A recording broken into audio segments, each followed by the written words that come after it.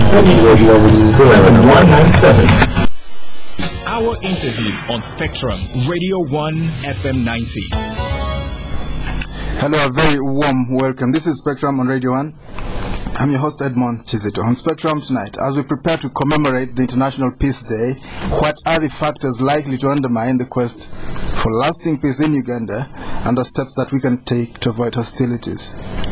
Despite having peace and security in many regions, it's not possible to say how long this situation could last, given the ever-pressing political, economic and social pressures that are seen as major threats to peace and security in Uganda today. Some people have argued that conflict has been entrenched in the Ugandan society, and this can be traced to the post-colonial armed conflict and political instability that has characterized most of this country's history. Studies and pundits continue to point out the confrontation of politics that is still at play in the country, marginalization and other economic challenges like poverty and land conflicts, domestic challenges, domestic violence, cultural practices including cattle rustling and tribalism, among others, has potential dangers to lasting peace. One of the areas of Uganda that has undergone multiple challenges in connection to conflict is the north, where the LRA wreaked havoc for 2 decades, leaving many people in despair. As part of their efforts to ensure lasting peace in the country, a number of stakeholders are carrying out a countrywide campaign that will culminate in the commemoration of the International Peace Day, to be held on the 21st of this month. So as we prepare to commemorate this day, it's brilliant that we reflect on the happenings in the country to understand how we can become peace builders rather than agents of violence. So tonight we will look at the possible dangers to peace and what we can do to avoid propelling them forward. Our guests tonight, Mrs. Lillian Mpabulungi Sengooba, Advocacy Manager at Care International Uganda. You're most welcome, Lillian. Thank you. We also have Mr. Godfrey Orach, National Coordinator of the Civil Society Organizations for Peace in Northern Uganda. You're most welcome, Godfrey. Thank you, and thank you, listeners. Godfrey, let's look at Uganda's past. We've never had a peaceful change of government. We've always been in war. Half of the time after our independence was spent in war. Where do we find the genesis of this? Are we simply belligerent or something that we eat? Thank you, Edmond, and thank you, listeners. First of all, I think I belong to the younger generations of this country. And yes, I do concur that we haven't really had in our history written a situation of peaceful transition of political power. And as young people, we really yearn to see a situation like that, like in other countries neighboring us. The genesis, this is a long story that we can actually talk, but I think from scholarly point of view, we can trace it back to the colonial legacies, the way the colonial system left the structures in the country. I think it's a way it kept on perpetuating a situation of conflict. I think most of the events happening in the country that has been precursors for conflict, I think they find their roots in the colonial system that has been set in the country. Although that should not be an excuse now. But if you are talking about the root causes, yes, we can trace it there. But I wouldn't like to say that is an excuse for us to keep conflict. All right, we'll go a little deeper in the genesis, the roots of it, and try to look at the future, whether we're likely to have peace there. Lillian, what's your reading of the genesis of this problem? Thank you, listeners. It has varying connotations where it comes from, but as Godfrey said, I mean, we have the colonial part of it, and as many of us, as we are here personally, we've not had any peaceful moments. Though now we believe we have peace, but we believe there is colonial, there is intellectual thinking of people, and we are having ways of thinking of conflict as individuals, as it varies around. So we are yet to actually know whether it's individual problem, or it's colonial, or it's political or economic. But we have a vicious cycle of issues around it. All right, Godfrey, let's look at the time before 1986. Yeah. What all the time that we had a peaceful change of government was always through a coup, right up to the latest one. Yes. How do you explain that? It couldn't be the politics of the colonies. Yeah, that's why I said that is partly the vestiges of colonialism, in the sense that I think one of the biggest challenges. 50 years. Yeah, that's true. But we haven't really yet made a breakthrough. What I'm saying is the system or the vestiges I'm talking about of colonialism relates to the way the nation, the building of the nation, the formation of the state as Uganda is configured. I think we are not yet so much there, looking at ourselves primarily as Ugandans and then going to our ethnic identities as a second entity, which I think should have actually been the reverse, that we first look at ourselves as Ugandans and then we start looking at our other identity as a secondary. But primary identity should have been like Ugandan. And I don't think we have done enough really to cement our nationality or the nationhood, so a sense of belonging where I first identify myself as a Ugandan other than from the ethnic group where I come from. And I think even now as I speak, I still feel like there is this ethnic agitation for sense of belonging in small groupings, and while at the same time we are also talking of bigger political grouping, like say if I talk about the East African Federation, but at the same time internally here we are really like kind of dividing ourselves up.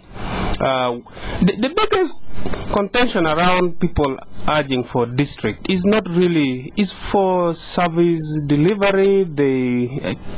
It's covered in there, but by and large those districts have tended to be more of ethnic, it is more of an ethnic kind of groupings. So to me, that I feel, I don't know how much it will entrench the sense of nationhood, the sense of people believing that they're Ugandan. And yes, so like from 1962 up to say like 1985, when the NRM government came into power, I think we have had like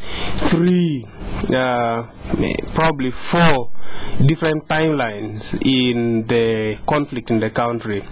There was the Amin coup in 1971, which was followed by... So let's start from the beginning. 1966 when... the Buganda crisis, and Amin took over, and then in 1981... 1979, Amin was Yes, 1971. Then it followed very closely in 1985, and then 1986 it opened a new spectrum. I think according to the Peace, Recovery and Development Plan, the document profiles some of the conflict the country has had. Actually from 1986, when the NRM government took over power, I think the document captures that we have had 22 armed conflicts in the country. And I think to date we so far have 2 lingering conflicts. We haven't really like completely dealt with them. They are contained, but containing is not entirely means you have gotten rid of them. We still hear about the ADF in Western Uganda. We still do hear about the LRA. Right now they're in Congo, they're in Central Africa, they're all over the place. So it's more or less like a transnational security in the Great Lakes. We're just like talking about our own conflict here. So yeah, I think a lot of effort although has been done in terms of containing them, but still like we still have a lot to do about our history and probably where we'll be going from here. Listeners, this is Spectrum on Radio 1 tonight. As we prepare to commemorate the International Peace Day on the 21st of this month, what are the factors likely to undermine the quest for lasting peace in Uganda and the steps that we can take to avoid hostilities? Our guests tonight, Mrs. Lillian Mpabulungi Sengooba, Advocacy Manager at CARE International Uganda, and Mr. Godfrey Orach, National Coordinator, CSOs, that is Civil Society Organizations for Peace in Northern Uganda. You two will be able to contribute to this discussion. Lillian, we seem to have had peace since 1986. Is that what you'd characterize as peace?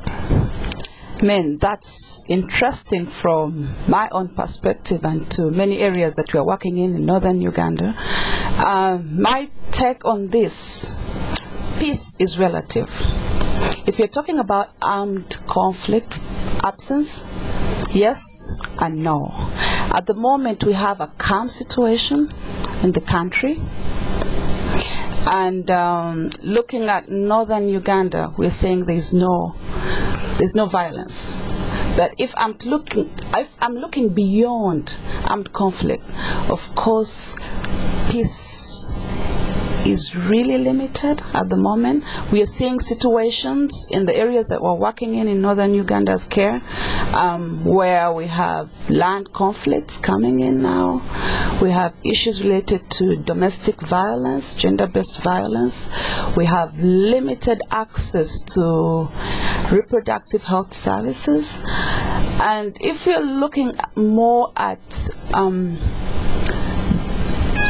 men, women issues in terms of peace at the grassroots, I think it's really, we are kind of 30% from peace. Okay, now I'd like us to talk about communal violence later, but let's talk about the macro style violence, the macro level violence, armed conflict that aimed at the state. Yeah, if we're talking at armed conflict, of course, if you're looking at the Juba peace process, that was a process that went on. We tried to sign, but the implementation of the actual peace agreement has not really taken place from people's perspective.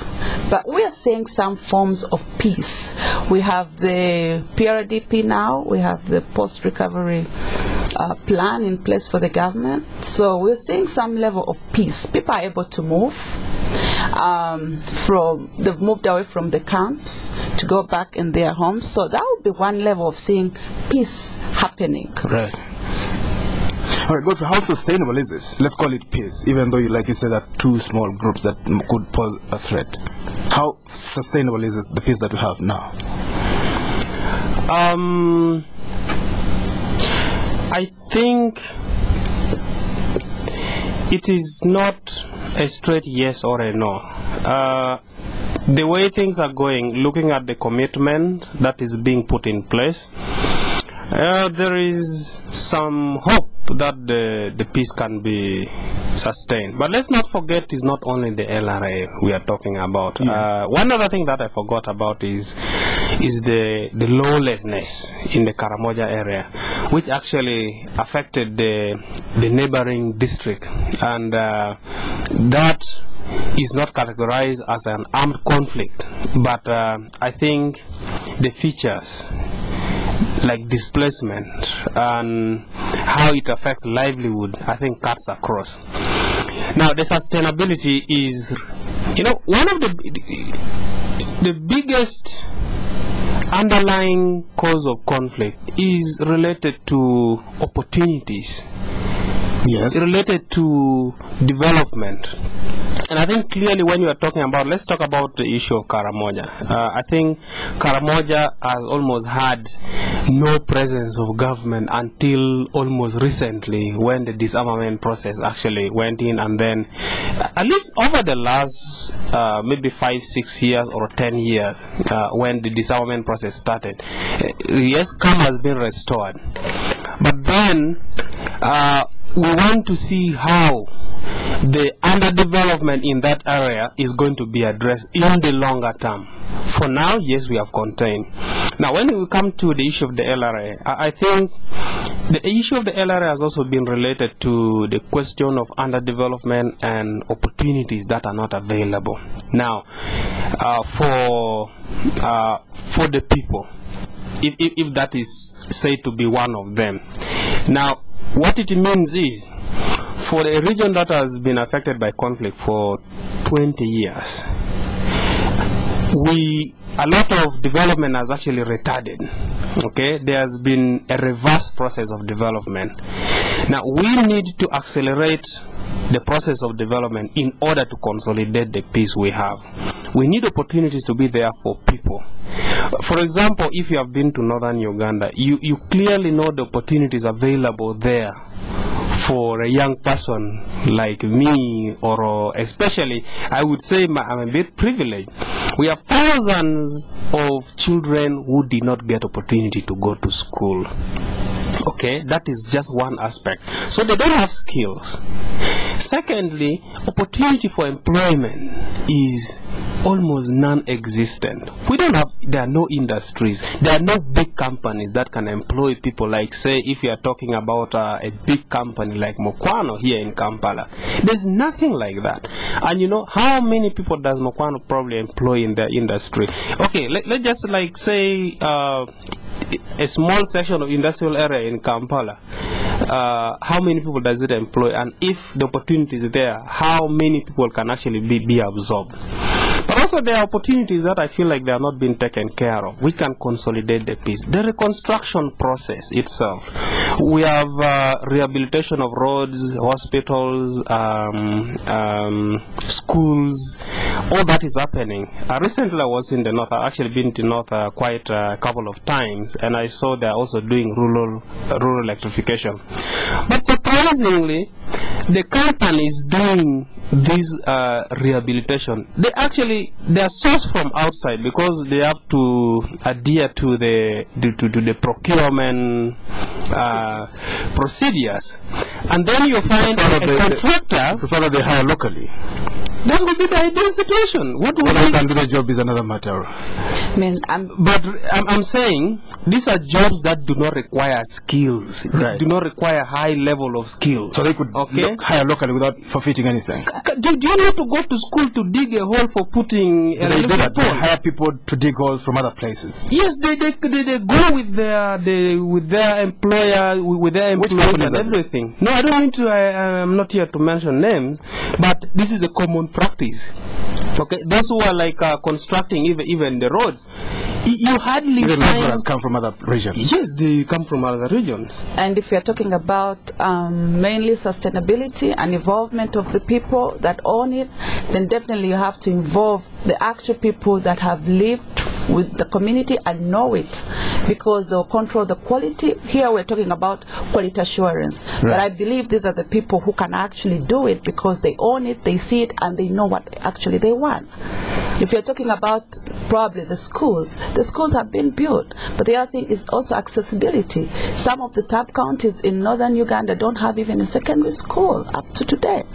And this, we're talking about probably people who went 20 years ago who are supposed to be in high school, normal standards for Uganda, but actually they are not in school. So do we have to take them to the current universal primary education that is available and accessible so that they can get to secondary school? So issues of quality come in. And also it relates to peace, because you're not at peace when you have no education. I mean, we are seated here talking spectrum, but there are people who can't do that because they are not at peace. So those are also effects that come with. Well, I mean, at the macro level, there's peace. I mean, there's no war inside the borders of the country. Yeah. Well, you see, Edmond. One thing is that domestic violence, but yes, I just want to quip in quickly when you say, you know, peace is not simply the absence of violence. Rest. Go on. It is not simply the absence of violence. Yes. It could be a latent situation. Or discontent, you know, that has the potential to erupt into violence. Right. So yes, and I think scholars have actually said again and again that the silence of the gun doesn't mean the war is over.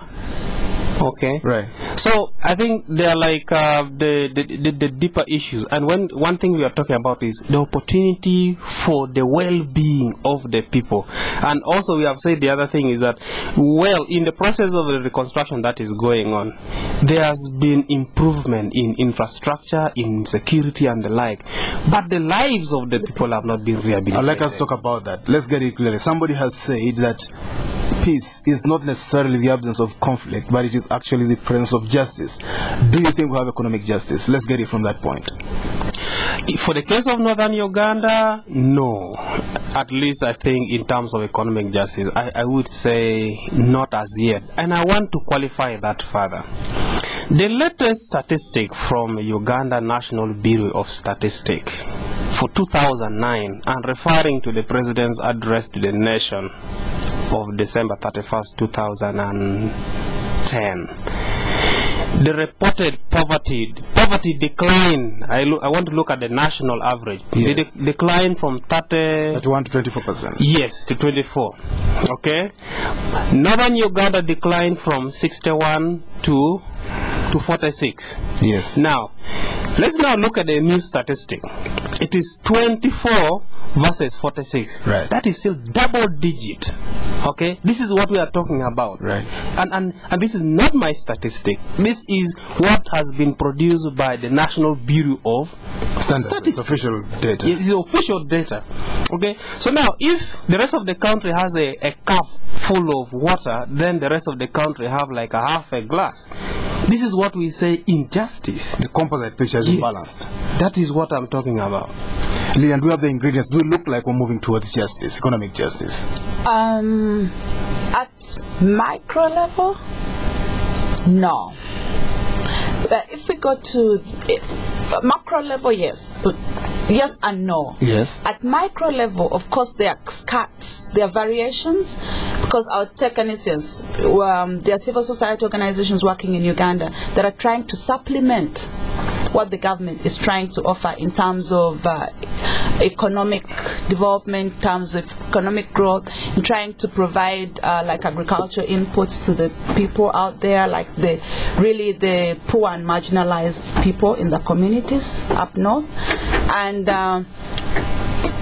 you find that so far, like I would give like the last 5 years, we are seeing some levels of household incomes improving. In the north. In the north. Yes. But these are areas that specific organizations are working in. We can't take generally that northern Uganda has improved economically, but in the areas that civil society organizations are working in to supplement what the the role of government is government. Yeah. And how about the government side? The It's their primary job to improve our lives. Of course, that's their primary job, and we appreciate. Are they looking the other way, doing other things, forgetting the north? That's relative. I can't. Well, talk to us. You're an expert. I can't You work really in this comment area, on poverty that. alleviation. As we came only to supplement on what government is offering. No, you can judge. I mean, if you go, you have to assess the situation. Is the government looking the other way? They're ignoring the north. Talk to No, us. of course they've started with the hardware, the PRDP. I mean, we are seeing that. But when it goes to the individuals, the people that actually make the nation, I believe we have a long way to go. Explain that in detail. I mean, we are looking at investing in the human capital. If you're looking at the macro level, they're getting really right, because PRDP is the third program. They had the NAP, Northern Uganda Reconstruction Program. They had NUSAF 1 and then 2. Now they have PRDP. Well, I mean, maybe we'll talk about that when we come back. This is Spectrum on Radio 1. We'll be back after this break. Let's show you how to multiply your savings, starting with the cash beneath the mattress to the savings in the bank that aren't making money. Let's turn your savings into somethings with Super Save Reloaded. Super Save Reloaded brings you savings and investment accounts which offer you a sure and predictable way to multiply your savings. For more information about Super Save Reloaded, ask at your nearest Stanbic Bank branch. Stanbic Bank, moving forward. Is your internet provider turning your world upside down? Broadband Company offers fast and reliable internet solutions. And for the first 100 subscribers this month, we offer zero connection fees. Save up to 400,000. For more information on these offers, call toll-free 0800 222 111. Broadband company, more than you expect.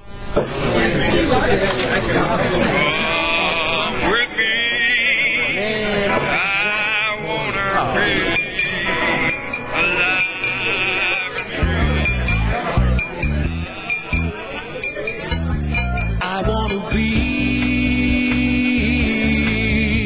alive and free. I wanna be alive and free. I wanna be alive and free. I wanna be alive and free. I wanna be alive and free. You and me. Uganda Waraji, the spirit that binds us. Strictly not for sale to persons under 18 years. Please drink responsibly. Spectrum on Radio 1 FM 90 is brought to you by Stanbic Bank. Welcome back to Spectrum on Radio 1. Tonight we're looking at the question, as we prepare to commemorate the International Peace Day, what are the factors likely to undermine the quest for lasting peace in Uganda and the steps that we can take to avoid hostilities? Our guests tonight, Mrs. Lillian Mpabulungi, Sengooba, Advocacy Manager at CARE International Uganda, and Mr. Godfrey Orach, National Coordinator, Civil Society Organizations for Peace in Northern Uganda. You two will be able to contribute to the discussion. You'll call in. I'll read out the numbers when that time comes. Godfrey, is the government doing enough to avoid, to create social justice, economic justice, specifically in Northern Uganda? I would say there's attempt. There's a big attempt. For example, during the course of the conflict,